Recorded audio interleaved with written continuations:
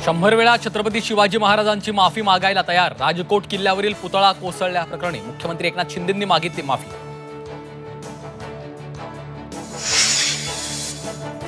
शिवरायांचा पुतळा कोसळल्यावरनं महायुतीत अजित पवारांची वेगळी भूमिका।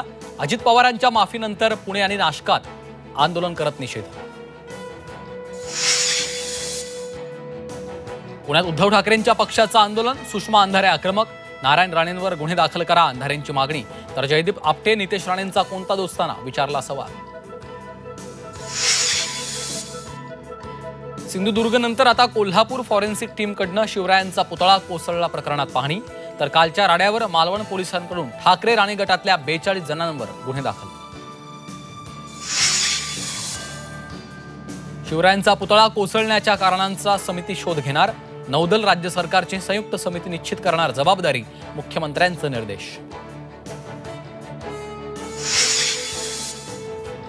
कुख्यात गुंड गजा मारणेकडून चंद्रकांत पाटलांचा सत्कार। व्हायरल व्हिडिओची जोरदार चर्चा। निवडून येण्यासाठी लाडके गुंड महत्त्वाचे। विजय वडेट्टीवारांचं टीकास्त्र।